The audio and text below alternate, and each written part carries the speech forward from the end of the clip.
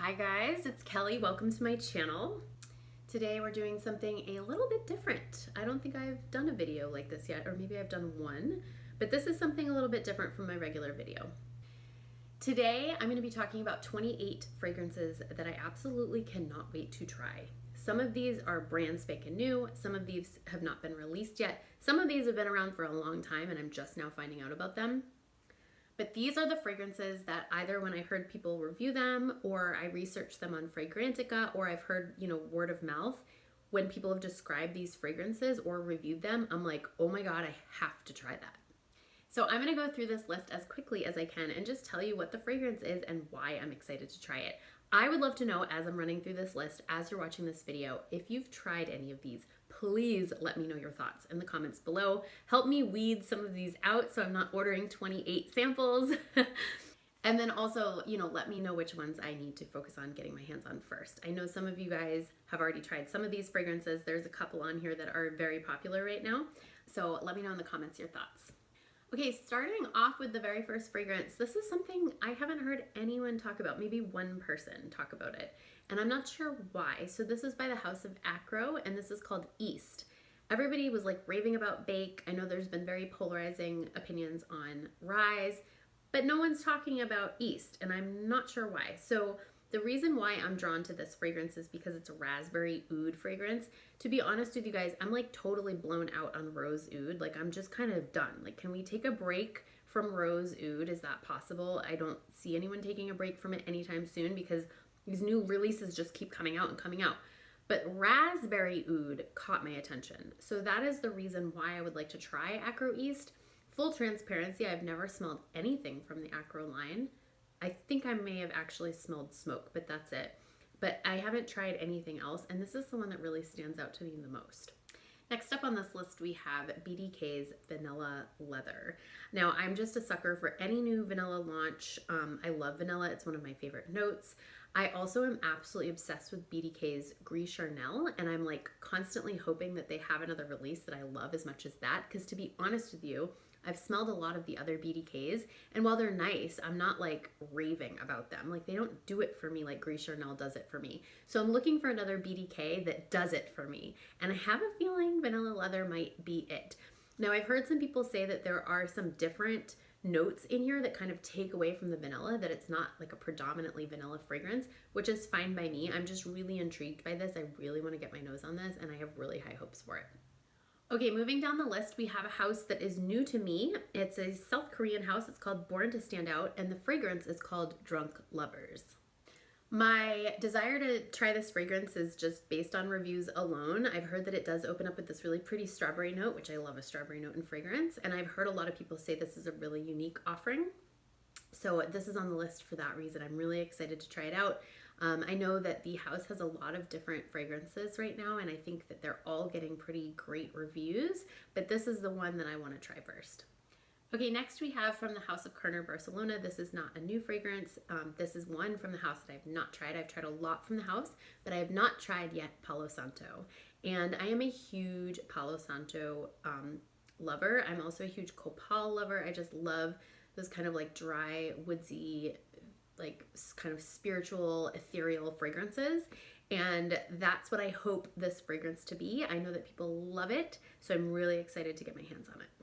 Okay, this next one I'm going to butcher the pronunciation on, even though I did take 2 years of Portuguese in college, but this is Comporta is the fragrance house. The fragrance is called Olhar Trancoso. And the reason why I want to try this fragrance is because I've heard through the YouTube grapevine that this is the sleeping best of the best as far as like beachy sea note coconut fragrances go. This is a sleeper. Rarely are people talking about this, and I don't know why, but I've heard from a couple of people that this is like hands down the best like beachy coconut marine fragrance. So it has top notes of coconut, seawater, lime, and mint, middle notes of tiare flower and fruits, and base notes of woody notes and musk, which to me just sounds like an absolute dream. Now, obviously, this is something that's like not that season appropriate as we're moving into fall, but this is on the list. I definitely want to give it a sample over the winter and potentially add it to my collection next spring. I literally just realized that I put this list in alphabetical order. Like, why did I do that? Okay, next up is from another Brazilian house, although I believe the previous one was actually a Portuguese house. This is a Brazilian house. Costa Brazil is the name of the brand, and the fragrance is called Aroma. Now, I heard multiple people rave about this on Fragrantica. I heard one person rave about it on YouTube. I can't remember who it was. What got me is that someone mentioned it has like these jungle notes with a woody base, which I'm like, that is literally my perfect fragrance. I'm obsessed with the jungle. If you don't know yet, like I belong in the Yucatan Peninsula. I'm pretty sure I was like a Mayan in a previous life. The smell of jungle flowers and copal and kind of this resinous smoke and this damp kind of peaty green jungle vibe mixed with like ocean air is totally my version of what heaven smells like. I really think that's what heaven is going to smell like if I get there. So it's supposed to be this very like beautiful, natural, earthy scent with like a little bit of pine, a little bit of Palo Santo vibe. It's totally my jam. I believe the woman whose review, I'm having like a flashback to the review. The woman that I saw on YouTube, I think that she said she was in a little cafe somewhere in the Yucatan and walked by a woman and smelled this beautiful scent and was like, what is that? And she told her. So I think that this was being worn in the Yucatan when it was discovered by this person, if my memory serves me. But yeah, this totally sounds like my cup of tea. Super excited to give it a shot. Okay, next up we have a house that I've been very curious about. It's called Day 3 Fragrances. And the scent is called Downtown Deja Vu. I'm looking down because I've got my laptop here with the notes and everything. What I've read about reviews of this particular fragrance is that it's one of those complex, unique fragrances that's just like hypnotizing, captivating. It's a head turner, which for me, I don't want to smell generic. Sometimes I like my generic scents, sometimes with florals because they're just comforting. I know what to expect. But a lot of the times I personally want a fragrance that like makes people go, whoa, like what is that? Like it pulls people out of their monotonous routine and habitual patterns and like, you know, just kind of going through roboticness of life that, you know, life can be that way sometimes. I want to smell a certain way that like pulls people out for a moment and like kind of wakes them up and they're like, whoa, what is that? Like that's what I want to smell like. That's always what I'm going for. And there's a little bit of a cotton candy aspect to this fragrance as well, which cotton candy always draws me in because I love cotton candy. But yeah, this is kind of described as like a sweet, ambery, cinnamon, caramelly, musky, warm, spicy fragrance, which just sounds absolutely divine. And it sounds like it would be a great thing to be wearing in, you know, October, November, December. So I'm going to definitely get my hands on this and try to sample this, you know, sooner rather than later. Next up, we've got one from the house of Diptyque, and this is Le Papier. This caught my attention because of the sesame note. I'm always very intrigued by a sesame note. I'm not generally into these kind of like powdery, musky, kind of skin scent type fragrances, but this is drawing me in. I've heard multiple people say that this fragrance really surprised them, that they had like low expectations based on the notes, and then the fragrance just felt very intriguing and captivating when they put it on. I've heard of some people also saying that they didn't like it at first, and then, you know, an hour later into the dry down, they were like, oh my God, what is that smell? I love those kind of fragrances that sort of surprise you and take you kind of, yeah, just take you by surprise as you're wearing it. I need to go get my nose on this. The problem is that, and this is not actually a problem, but if you've ever lived in Austin, Texas, you know that North Austin and South Austin are different countries. And if you live in one, you rarely go to the other. And unfortunately for me, Diptyque is in North Austin at the Domain, and I live in South Austin. And so it's just making that trek up over the river to the Domain. It's like a 20-minute drive without traffic, you guys, but it's so funny. It's like an Austin thing. If you live here, you know. Yeah, it's like there's this giant divide. It's really funny. So I need to make a trip up there. Zara is also up there, and there's some things that I want to smell from Zara right now as well. So I think I'm just going to get my ass to the Domain and give these fragrances a whirl. Okay, next up on the list, we have one from the house of Dusita. This is called Rosarine. I've only experienced one Dusita fragrance. It's called La Douceur de Siam, and it blew my socks off with the quality of fragrance, like a mind-blowing floral fragrance. Rarely does my mind get blown by floral fragrances, because generally I see them as like, again, just kind of, they can be done like in a very generic sort of you know what to expect when you put on a floral. But when a floral is done right, like, wow, right? Wow. And that's how I felt about La Douceur du Siam. And I've heard multiple people say that the entire house wears like that. So I'm really excited to get my nose on this. This is primarily going to be a rose, lychee, raspberry fragrance. So I think it could potentially be along the same lines of Delina. It does have also some incense, but it also has a little bit of jasmine in it, a little bit of orris root, and then also benzoin and cacao in the base notes, along with some patchouli and some other things. So to me, this just sounds like my cup of tea. If this wears anything like La Douceur du Siam, this is going to be a hit for me. The first time I wore La Douceur du Siam, super hard to say, I was into like hot girl walks or just walks, 45-minute walks around the neighborhood. It was when I was doing 75 hard last year. So every day I would do a 45-minute walk, like around 5 o'clock, listen to a podcast, catch up with my team, whatever. And it was like my time. It was such a beautiful time of day for me. It was like my decompression time. And I would always put on a different fragrance so I could like experience a fragrance outdoors. Because I don't know about you guys, but sometimes I get a better feel for the fragrance if I'm like out walking around and like, just seeing how it kind of interacts with my body and in the air, sillage and all of that. And I put this fragrance on, not expecting anything, because again, like generically, I'm pretty bored by florals. I put the fragrance on, and like halfway into the walk, I was like, this is the best thing ever. Like, I want a full bottle of this. I have yet to purchase a full bottle. It is on my list. But yeah, my hopes are really high for Rosarine. Okay, next up we have one that I feel like doesn't even need to be discussed in too much depth because everyone has been talking about it for the past 4 months. It's by Giardini di Toscana, and it's called Bora Bora. I love a tropical floral fragrance. I think that this will be my cup of tea. I'm also super excited to try Bianco Latte as well, obviously. But Bora Bora is more my style, and I am obviously just really excited to try it. Next up, we have Guerlain Bee Garden, and this one I am excited to try because I just love Guerlain fragrances. I feel like they're just so well done. They're like niche, but they're not. Like, they are designer fragrances, but they smell so niche to me. They smell beautiful. Spiritus Double Vanille, like, changed my life. And I just love every Guerlain fragrance. Even if it's not, like, for me, I appreciate every Guerlain fragrance so much. And one of the things that sets this fragrance apart for me is that it doesn't appear that there's actually a note of honey in here, which is called Bee Garden, but there's not a note of honey. It's got top notes of rhubarb and bergamot, which I love rhubarb in fragrances. Middle notes of neroli, jasmine, and rose, and then base notes of cedar, black tea, and sandalwood. So I'm a huge black tea fan, I'm a huge neroli fan, and I'm a huge rhubarb fan. I'm a huge Guerlain fan. So it seems like this would be something that would be right up my alley. Plus the bottle, I'll put it up here, you guys. It is stunning. It's gorgeous. Okay, next up on the list is something I've literally never heard anyone talk about. I've never heard of the house. I had never heard of the fragrance. I can't remember where I came across this fragrance, but when I did, I was like, I absolutely have to get my hands on this, and I've never heard anyone talk about it. It is by the house of Astra, and it's called Betelgeuse.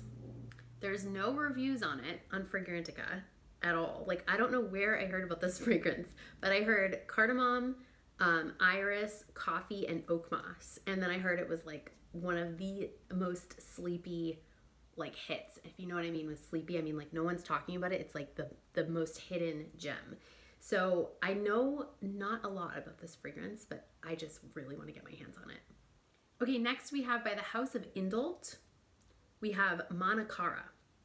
I have no experience with this house whatsoever. I just read a review of this, and someone that said that it was slightly Delina vibes, but that it smelled more like Lush's Rose Jam, which that scent has so many scent memories for me from a really amazing time in my life. And so I honestly just want to get this fragrance just for that scent memory, and because I love anything Delina-esque.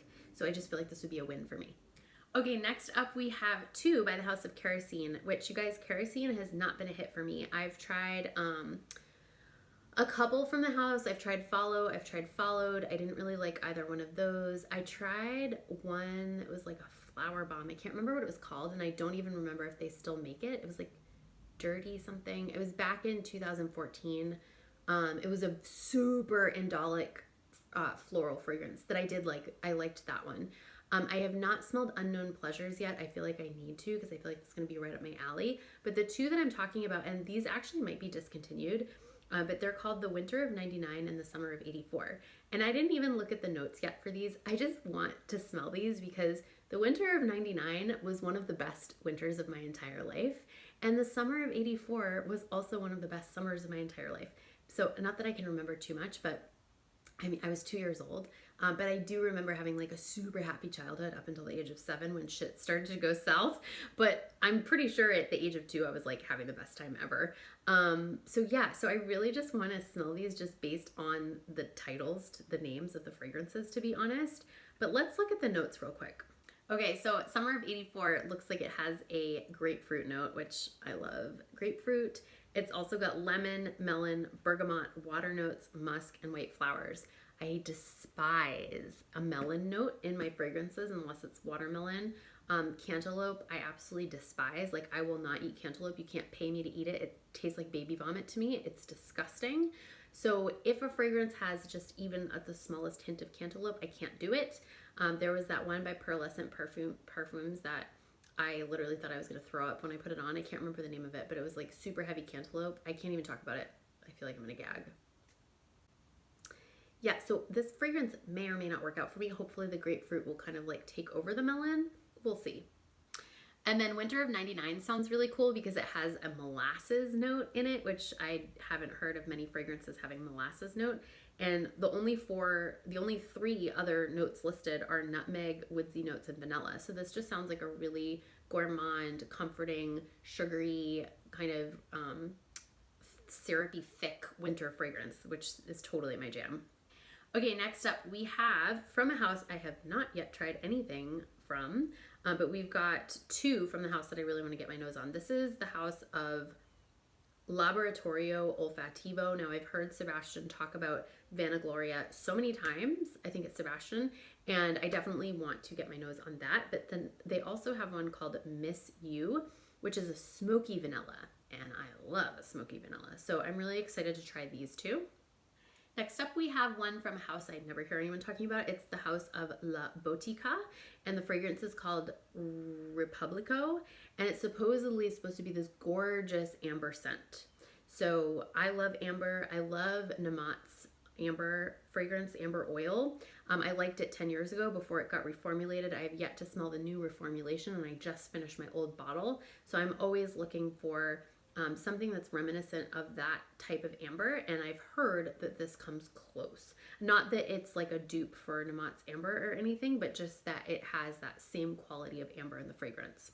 Next up, we have one by Molinard, and it's called Habanita. I believe that this one is discontinued. This one is supposed to be really intoxicating. It's definitely a head turner. It's very unique, very alluring, very sexy, and I want to get my nose on it.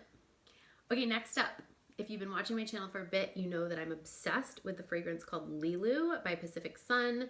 It's been discontinued. I think I started wearing that in 2002, 2003. It's gorgeous.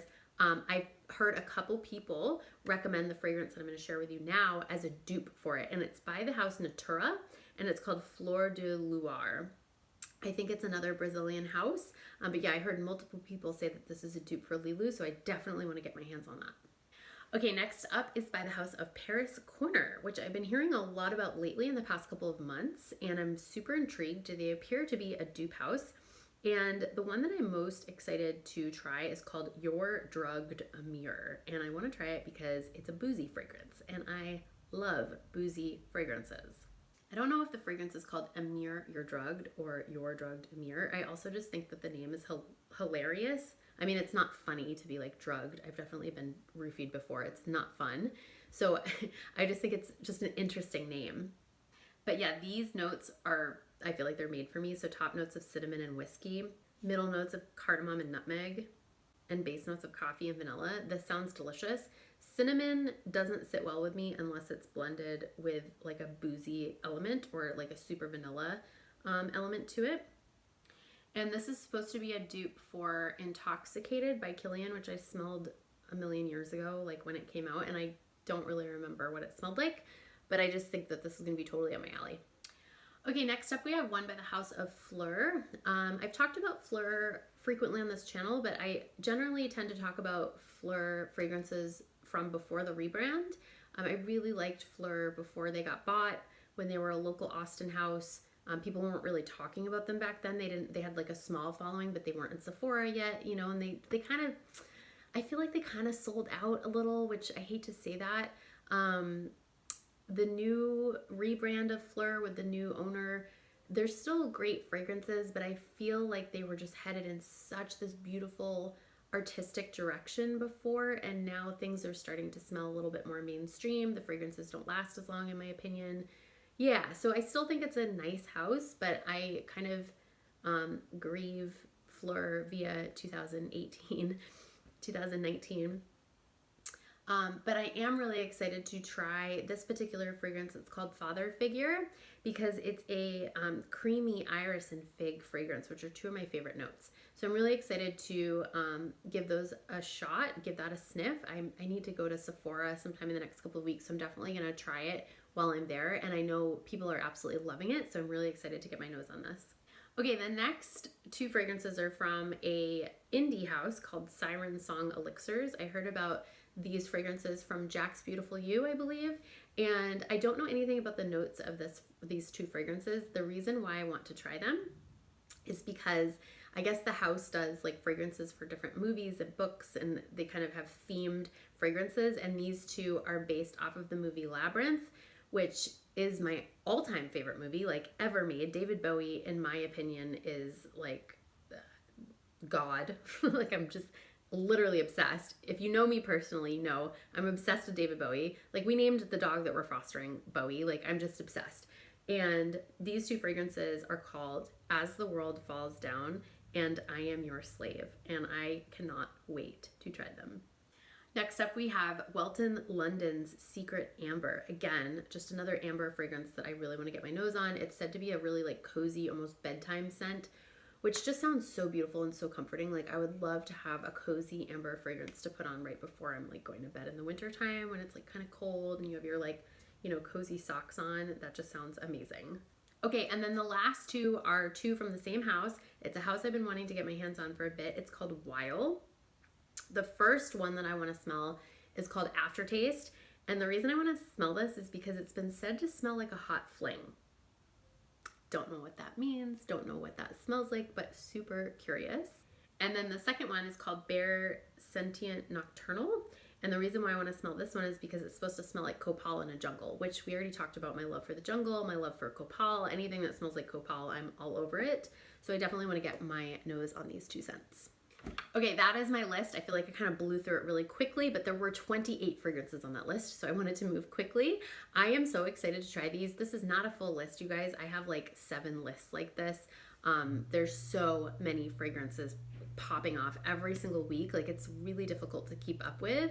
And I also feel like as a reviewer, I'd like to start focusing less on doing like top 10 fall fragrances and, you know, top 10 lime fragrances or whatever, and do more focus on new releases so that people are getting more information up front as things come out, you know, around how things are actually smelling. So I'm excited to kind of play with that as we move into the end of this year and into next year. And yeah, I'm just really excited for where perfume is at right now and all the creativity, and just, yes, it's overwhelming that there's so many launches, but it's also so cool that the fragrance industry is just blowing up.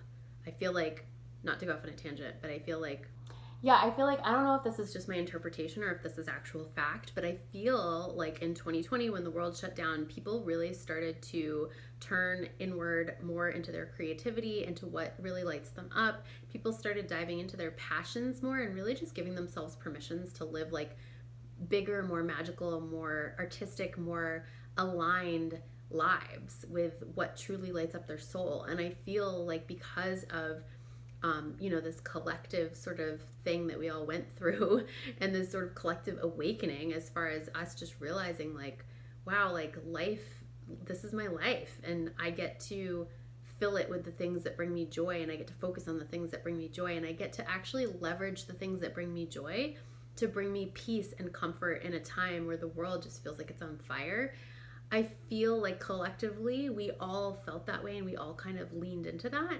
and the fragrance industry has taken a turn in a really good way because of that. I really feel that, and I'd love to know your thoughts on that. Like, do you feel that way too? Am I just like kind of crazy because I drank the fragrance Kool-Aid and I'm just like, ah? Like, what do you guys think about that? Are you on the same page as me? And yeah, I'm really excited about the direction of the industry and all the cool things happening. So thank you so much for watching this video. I want to know in the comments, what fragrances can you not wait to get your nose on? I want to hear what you guys are eager to sniff. If there's anything that you are super excited to try that I have in my decant sample full bottle collection, I'd love to do a review for you guys and give you my thoughts. But yeah, let me know in the comments, and if you haven't yet subscribed, go ahead and do so if you enjoyed this content, and I will see you guys in the next video. Bye!